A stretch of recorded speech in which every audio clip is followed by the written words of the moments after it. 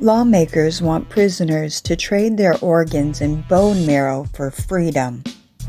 A new bill introduced in Massachusetts would allow bone marrow and organ donations from incarcerated people in exchange for a reduction in their sentences.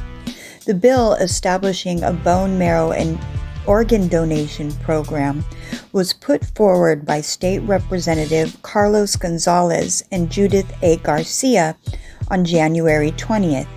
It would grant people held in Massachusetts Department of Corrections facility a sentence reduction between 60 days and a year in exchange for the donations.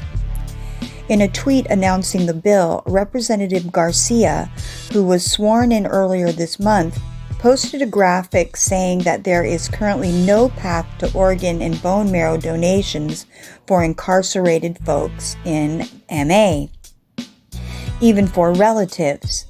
The graphic says that the law would restore bodily autonomy to people who are incarcerated by letting them donate their organs.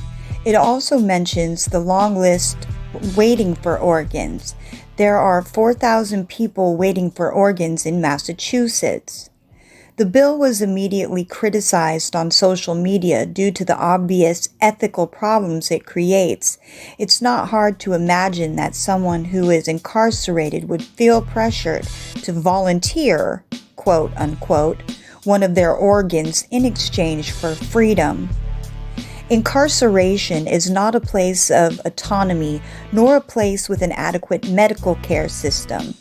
This is coercive and disrespectful, one person replied to Garcia's tweet. Prisoners should be able to donate life-saving bone marrow and organs if they wish, but incentivizing it through a good time is coercive, another replied. 27.76% of people incarcerated in Massachusetts are Black, and 29.23% are Latino. It says something else. It says latex, but I'm assuming that that is a typo. All right. In an email to Motherboard, Jesse White, Policy Director of Prisoner Legal Services of Massachusetts, said the organization is in touch with the bill's sponsor and share many of the concerns being raised regarding the potential for coercion and impact of inadequate medical care in carceral settings. I said carceral. That's because my daughter has cancer, and cancer is on my mind all the time. Pray for her that it goes away. Carceral settings. Okay. White said many incarcerated people may want to donate organs to loved ones who are more likely to be from groups suffering from health disparities. But the group said that they are calling for policies that end ongoing needless incarceration of so many who could live freely and safely in our communities, and which facilitate organ donations in a way that is not coercive. Ultimately, PLS said, "We are all for maximizing freedoms and opportunities for incarcerated people to earn time off their sentences. However, this must be done in a way that bears no risk to the health and safety." There have long been ethical issues surrounding organ donations from people who are incarcerated, and whether even the perception of improved conditions would amount to coercion.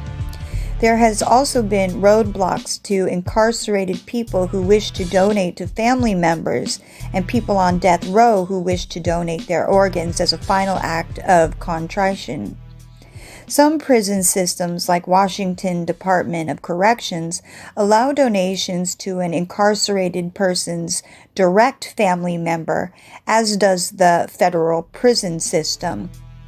In July, a Texas death row inmate petitioned for his execution to be delayed so that he could make an organ transplant. In the statement to Motherboard, Representative Gonzalez said Hispanics and African Americans have higher rates of diabetes and heart disease, which puts them at higher risk of organ failure. Broadening the pool of potential donors is an effective way to increase the likelihood of Black and Latino family members and friends receiving life-saving treatment, he said. Gonzalez said that providing guidance on organ donation would help prisoners by giving them agency. An important part of helping incarcerated individuals to lead a successful life after prison is to restore their sense of dignity. Essentially, to restore dignity is facilitating choice and respecting a person's agency, he said.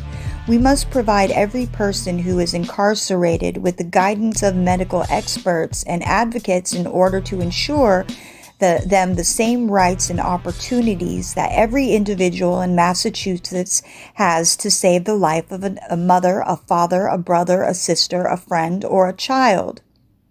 He said he was open to changing the legislation so that it does not use sentence reduction as an incentive. The same program could be established without a reduction in sentencing. We are open to having discussions throughout the course of the legislative session on whether a sentence reduction component is appropriate, he said.